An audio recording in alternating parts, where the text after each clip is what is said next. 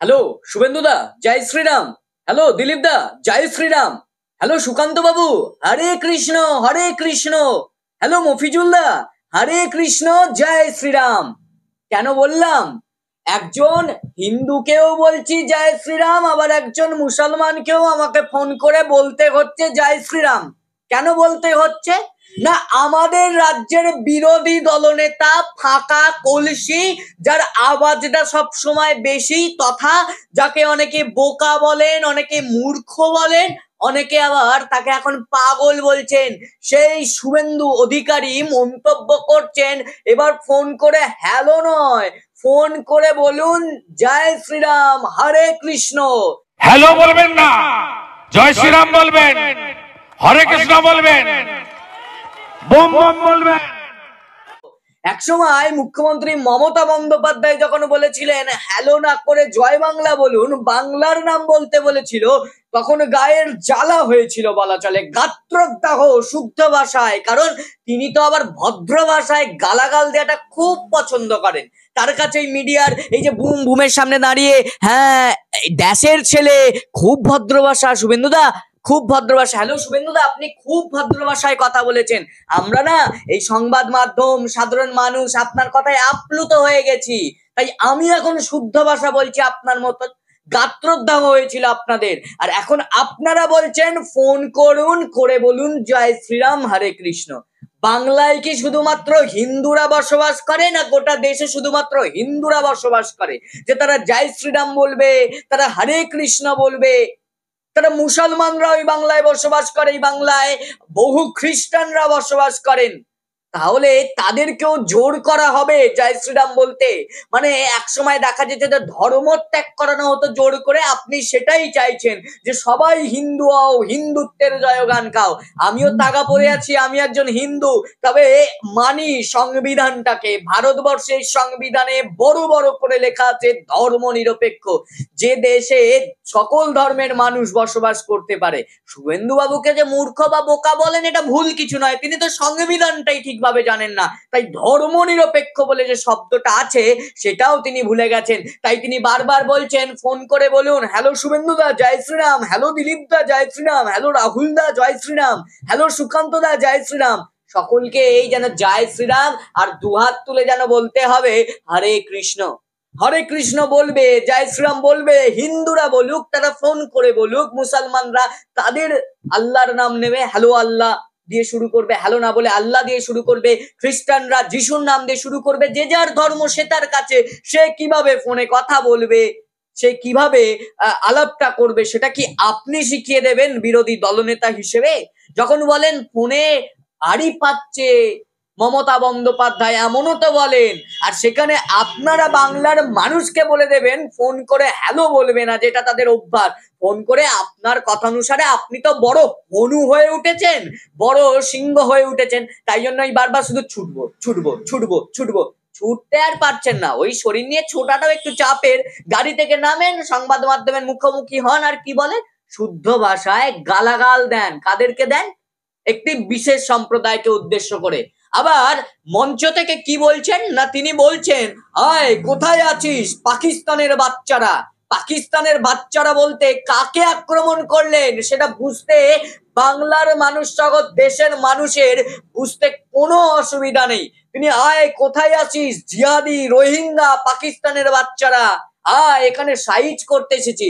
ওরে বাবা, আমাদের শুভেন্দুদা চলে এসছে, ওই জানিস তো শুভেন্দুদা চলে এসছে, সাইজ করতে এসেছে, সরে যা। আপনাকে কেউ ভয় পায় না দাদা। আপনি ওই যতই সিকিউরিটি নিয়ে গাড়িটা নিয়ে ছুটাছুটি করুন না কেন, আপনার কথায় কেউ কান দেন না। সাইজ আপনি করবেন নাকি? আপনাকেই তো বাংলার মানুষ সাইজ করে দিয়েছে।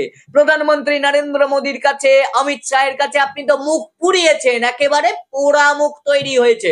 সাইজ তো বাংলার মানুষ আপনাকে করে দিয়েছে, আর আপনি শুধু এই বড় বড় বললাম প্রথমেই ফাঁকা কলসি। ফাঁকা কলসিকে যেমন বাজালে বেশি আওয়াজ হয়, ওই ফাঁকা কলসির মতন আওয়াজ বার করছে শুধুমাত্র শুভেন্দু অধিকারী। এমনটাই এই আওয়াজগুলো করে উনি মনে করছেন যে বাংলায় হয়তো 2026-এ হিন্দু সরকার, তিনি তো বলেই দিয়েছেন 26-এ হিন্দু সরকার প্রতিষ্ঠা করবে। একসময় তৃণমূলে থাকাকালীন তার এইসব মনে ছিল না, তখন ওরে বাবা সম্প্রীতির বার্তা দিতে হবে, আর যেই বিজেপির পুকুরে ডুব অমনি উঠে গিয়েই এখন বলতে শুরু করছে হিন্দু সরকার গঠন হবে, জয় শ্রীরাম বলো, হরে কৃষ্ণ বলো। কদিন পর এরা বলবে জাতীয় সঙ্গীতের আগেও হয়তো জয় শ্রীরাম বলতে, জাতীয় যে স্লোগান সেটা বন্দে মাতারাম না বলে হয়তো এরা বলবে জয় শ্রীরাম বলো, এমনটাই হয়তো করতে চাইছে। আর সংবিধান যে বদলে দেবে এটা অনেকেই মন্তব্য করেছিল যে বিজেপি যদি ক্ষমতায় আসে সংবিধান বদলে যাবে। এরা তো সংবিধান কোথাও গিয়ে বদলাতেই চাইছে, নাহলে হিন্দু সরকার, কোনোদিন কোন সরকার শুনেছেন যে এটা মুসলমানদের সরকার হবে, এটা হিন্দুদের সরকার হবে? তাহলে বাংলাদেশ নিয়ে উনি ছুটছেন, বাংলাদেশে যে অরাজকতা তৈরি হচ্ছে তাহলে তো বাংলাতেও আপনি সেই অরাজকতাই তৈরি করতে চাইছেন। আবার দোষটা দিচ্ছেন কার নামে? মমতা বন্দ্যোপাধ্যায়ের নামে। মানে আমি খুন করব, আমি দোষ করব, আর কাঁধ থেকে দোষটা ঝেড়ে ফেলে দেবো মমতা বন্দ্যোপাধ্যায়ের গায়ে। যাও, রাজনীতির রংটা আমি ভালো লাগিয়ে দিতে পারি। এইভাবে চলবে? কতদিন চলবে?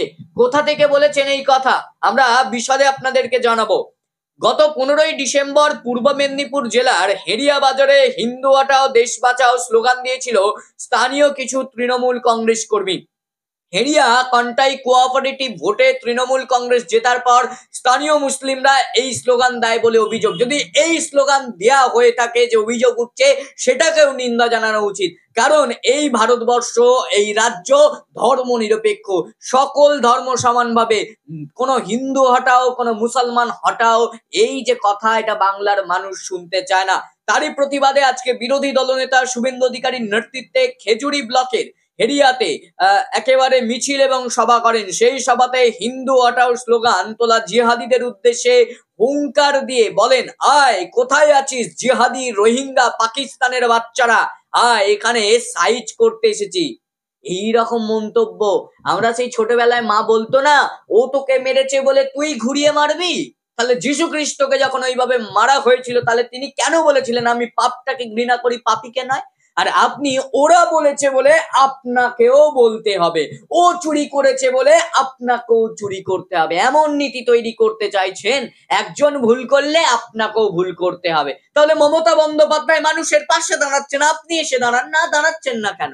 আর আপনি এসে 3 লাখ টাকার বাড়ি দেবেন, বিনামূল্যে শৌচালয়, ঘরে ঘরে নল হোগা, জল হোগা, বিদ্যুৎ হোগা, এই হোগা হোগা বহুদিন ধরে শুনছে মানুষ, সেই 2014 থেকে। কি হয়েছে আর কি হয়নি সেটার তালিকা দিতে গেলে হয়তো সময়টাই চলে যাবে। তাই ওইসব প্রতিশ্রুতি, ওইসব যে মিথ্যা, সেটা কিন্তু মানুষ বুঝে গেছে। এবং বিভিন্ন টেলিভিশন মিডিয়া থেকে শুরু করে ডিজিটাল মিডিয়াও তারাও তাদের প্রতিবেদনে দেখাচ্ছে যে বিজেপিতে ঢুকতে গেলে একটা শর্ত। কি শর্ত?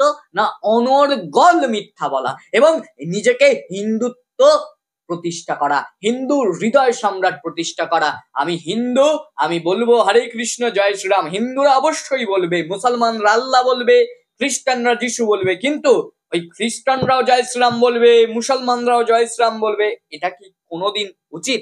এই দেশে ধর্ম নিরপেক্ষ যেহেতু শব্দটা আছে, স্কুল জীবনের বইয়ের পাতা থেকে কলেজ জীবনের বইয়ের পাতা খুললে এই লেখা থাকতো ভৌমত্ব, সার্বভৌমত্ব, ধর্ম নিরপেক্ষ। শব্দগুলো হয়তো শুভেন্দু অধিকারী ভুলে গেছেন, আর নয়তো সেটা পড়েছেন কিনা ঠিকভাবে সেটাও মনে নেই।